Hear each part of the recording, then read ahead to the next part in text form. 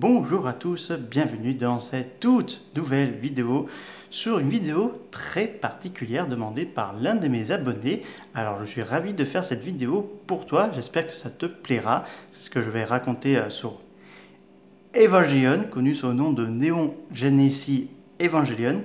Donc je vais vous expliquer un peu de tout et tout ça. Et que d'abord, petite information importante qui concerne le studio de Evangelion, donc le studio Gainax. Malheureusement, le studio ferme définitivement ses portes cette année 2024. Si vous voulez, je vous ferai une vidéo dédiée là-dessus parce que Gainax, avec des problèmes financiers et tout ça, ça ferme définitivement ses portes. Merci pour tous les séries et bien d'autres projets que vous avez fait. Merci à tous. Donc c'est parti pour Evangelion. Alors nous sommes dans les années milieu des années 90, dans l'ère Heisei, donc un âge d'or de la culture japonaise. D'un côté avec le Kaiju Ega, avec la saga de Godzilla. Donc en 1995, on termine la saga de Godzilla avec Godzilla vs Destroya. Puis on a la nouvelle trilogie de Gamera réalisée par Kaneko. Donc Gamera, le gardien de l'univers, enfin Gamera versus Jaios, excusez-moi pour le bugage. Puis on a des séries Tokusatsu, notamment avec Ultraman, Super Sentai et du Kamen Rider. Et côté animation, il y en a du Mecha, il y a du Sailor Moon, il y a du Dragon Ball Z et bientôt bien plus. Et il y a un studio qui a émergé dans les années 80, dans le studio Gainax, qui a été créé par un certain Hideaki Anno et d'autres personnes, donc des fans de Otaku et aussi du Kaiju Ega. Donc il faut savoir qu'à l'époque de 1995, mais bien avant, Hideaki Anno souffrait d'une certaine dépression, voire même l'envie de se suicider. Bon, ça va, il a évité le pire, donc ravi, content qu'il a échappé à un tel désastre, parce qu'à l'époque, c'était pas évident. Mais pendant sa trouble dépression mentale, il a eu l'idée de créer Neo Genesis Evangelion. Alors d'abord, il a créé le manga, et après, il y a eu la série animée. Donc ça sort en 1995, la toute première série animée. Donc on va suivre un garçon un garçon un peu traumatisant. Enfin, on va dire qu'il a été... disons, c'est une histoire assez particulière. On va suivre monsieur... enfin, ce garçon a appelé... Attendez, que je me rappelle du nom. Shinichi.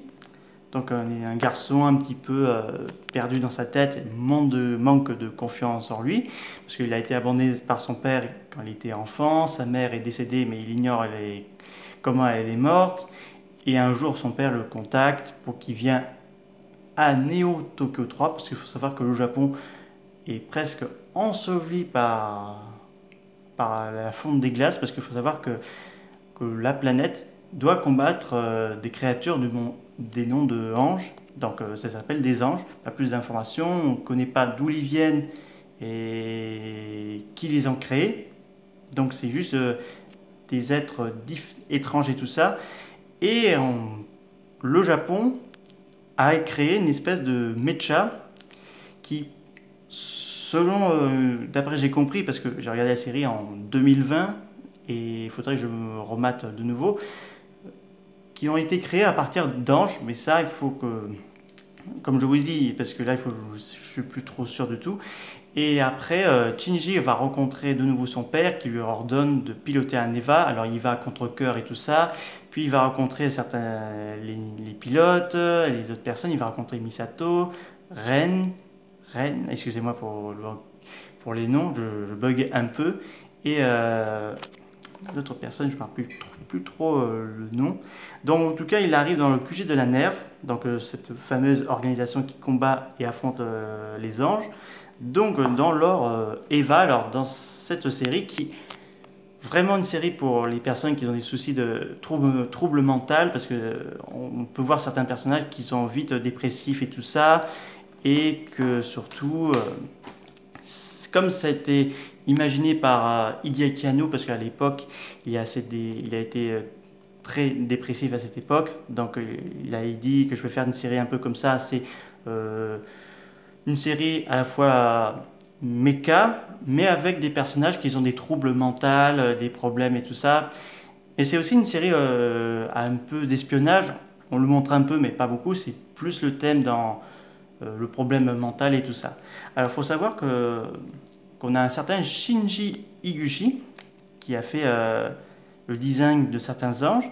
C'est lui d'ailleurs qui avait fait le design de certains kaiju de la trilogie de Gamera de l'ère ici, notamment Iris, dans Gamera 3, la revanche d'Iris, donc sorti en 1999, donc quelques années plus tard, mais c'est lui qui avait créé ce kaiju vraiment très fine, d'allure d'un ange. D'ailleurs, le Gamera de ce film-là se rapproche beaucoup plus aux Eva de Hideaki Anno, parce que franchement, si vous regardez cette série et la trilogie de Gamera Kaneko, surtout le troisième, vous vous dites ah, il y a une ère de famille. Oui, oui, il y a une ère de famille entre Gamera et Evangelion. Donc c'est le cas avec... de toute façon, ces deux-là sont très proches. Cette série plus Gamera 3, il y a un énorme lien ensemble.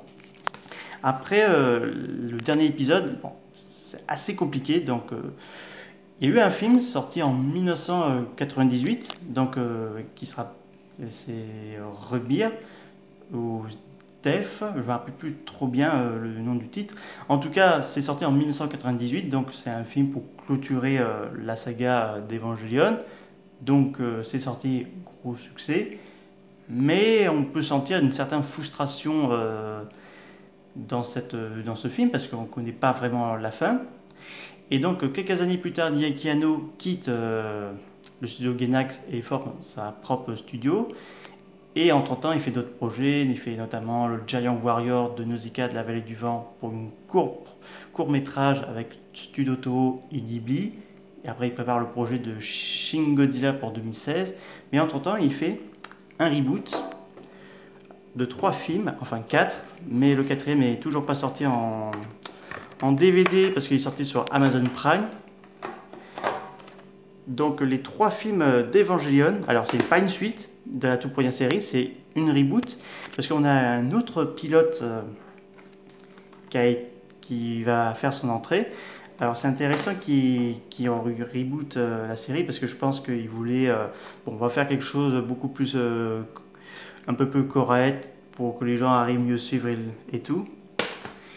Et donc on va avoir une belle relation presque amoureuse de Shinichi et de cet autre garçon, parce que on dirait presque qu'il voulait faire le personnage presque homosexuel, enfin je sais pas vraiment, mais il y a une espèce de relation, une connexion entre ces deux-là, parce que lui il se sent bien avec lui, tout ça, donc il y a ce genre de connexion.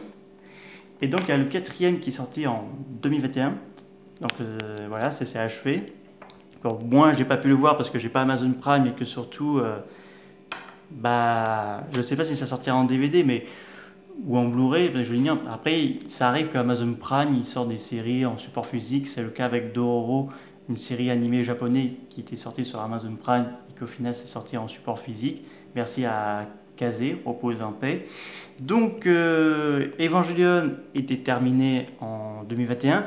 Alors, comme je vous ai dit, j'ai jamais vu le dernier 4e film de cette trilogie, mais en tout cas, c'est une très bonne série, mais il faut être patient, parce que certains épisodes c'est peut-être un peu long, peut-être trop nerveux au niveau physique, mentalement, parce que des fois il y a des épisodes assez rudes, parce que des fois il faut bien suivre certains personnages parce qu'ils sont hyper dépressifs et tout ça. Donc petit conseil d'ailleurs pour ce coffret là, ne regardez pas la doublure VF, je trouve qu'elle est assez bof, parce qu'elle est très différente de la VF de Netflix, que je trouve beaucoup plus correcte.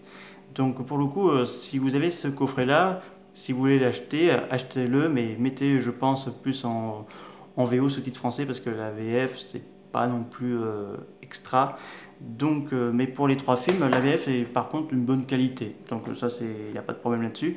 Donc, en tout cas, il y a ce genre d'héritage qu'ils voulaient faire parce que je pense que à l'époque, quand c'est sorti Evangelion, je pense, l'année suivante, on a vu Getter Robo, il y a eu donc c'est une très bonne série, mais elle prend des petites pincettes.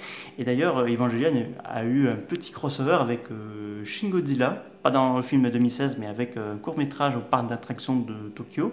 Donc on a eu Shin Godzilla X Evangelion, plus Shin Kinjidora, donc on a eu droit à un crossover, et on a eu droit à Shin Evangelion Zilla. Oui, oui, on a eu un Evangelion, enfin un Eva d'allure de Godzilla. Et pour les promotions de la série, et même de Shin Godzilla, on a vu le robot Kiryu, Mecha Godzilla de l'ère Millennium de la saga Godzilla, habillé en mode Eva 01 et Eva 02. Même chose, on a vu aussi des écrevisses de couleur des Eva. Donc Evangelion fait partie intégrante de notre culture et de fans de otaku. Ouais, moi je pense que au niveau de ces 2 coffrets, je pense le mieux que je vous recommanderais, ce serait plus celui-là. Et 3 films la reboot, comme je vous dis, c'est pas une suite, c'est une reboot de la série qui, au niveau de qualité et au niveau VF français, c'est mieux. Là, au niveau VF, comme je vous ai dit, en français, c'est assez bof, donc mettez en sous-titres français. Je pense que je vais faire ça quand je vais me remater une 2e fois, parce que la VF, c'est pas non plus au top pour certains personnages. Mais pour ceux qui s'intéressent, regardez Evangelion, faites-vous votre avis, et franchement, regardez la série, mais avec une petite coin de votre tête, vous dire, il faut faire attention, c'est quand même une série assez basée sur les personnes traumatisées, sur les problèmes mentaux, donc voilà, mais ça n'empêche pas de regarder des bons petits combats de Eva contre des anges. Donc voilà, j'espère que cette vidéo vous a plu. N'hésitez pas à me dire ça dans les commentaires, qu'est-ce que vous avez pensé, et je vous dis à bientôt.